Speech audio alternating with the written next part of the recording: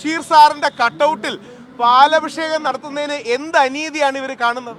ഇനി ഞാൻ ഒരു കാര്യം വളരെ വിനയത്തോടെ ചോദിച്ചോട്ടെ, രാഹുൽ ഈശ്വറോ അല്ലെങ്കിൽ അജിത് കുമാർജിയോ ജീമോൻജിയോട് ആരെങ്കിലും നാളെ ഈ ഷാരൻ ഗ്രീഷ്മയെ കൊന്നതിന് ശേഷം ഷാരനെ ന്യായീകരിച്ച് ടി വിയിൽ വന്നിരുന്ന് സംസാരിച്ചാൽ ഞങ്ങളെ പിടിച്ച് ജയിലിലിടില്ലേ?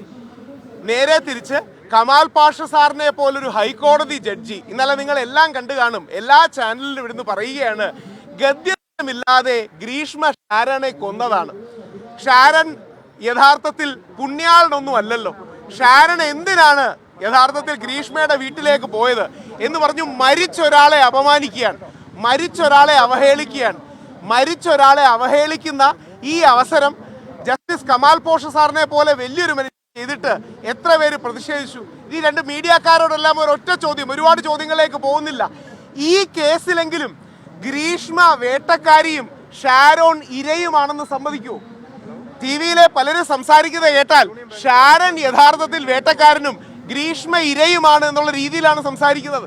ഗ്രീഷ്മ ഗത്യന്തരമില്ലാതെ ചെയ്തതാണ്, ഗ്രീഷ്മയ്ക്ക് പറ്റിപ്പോയി, ഗ്രീഷ്മയ്ക്ക് മറ്റു മാർഗങ്ങളില്ലായിരുന്നു, കോർണർ ചെയ്തു. നിങ്ങളിൽ എല്ലാവരും കേട്ടൊരു വാക്കുണ്ടാവും കമാൽ പാഷ സാറിന്റെ, അന്തസ്സായി കഷായം കൊടുത്തു.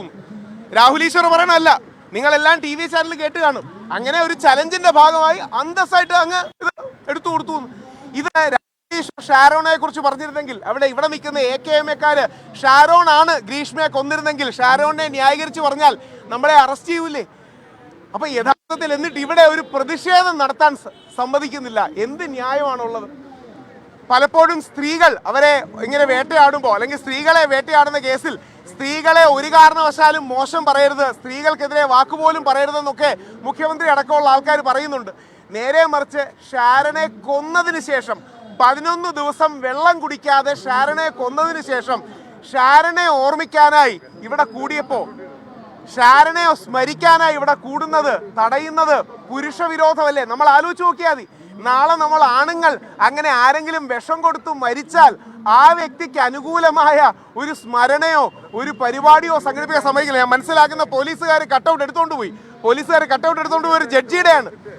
ഒരു ജഡ്ജിയുടെ കട്ടൗട്ടിൽ പാലഭിഷേകം നടത്താൻ വന്നപ്പോൾ ഒരു ജഡ്ജിയുടെ പാലും കൊണ്ടുപോയി, പോലീസുകാർ പാലും കൊണ്ടുപോയി, കട്ടൗട്ടും കൊണ്ടുപോയി.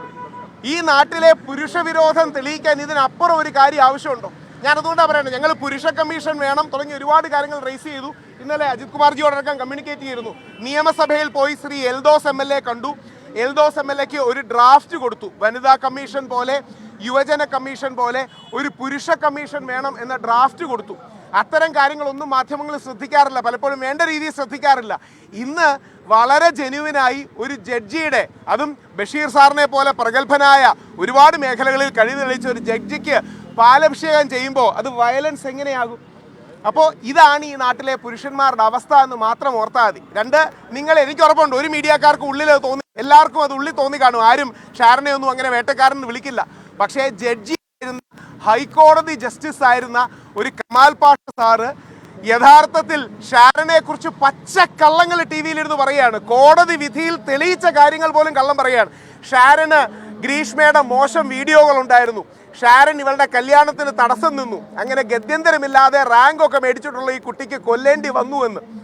ഇത് നേരെ തിരിച്ചാണ് ഷാരനെ ന്യായീകരിച്ച് ഷാരൻ ആണ് കൊന്നിരുന്നെങ്കിൽ പറഞ്ഞാൽ ഈ നാട്ടിലെ അവസ്ഥ എന്താവുമായിരുന്നു?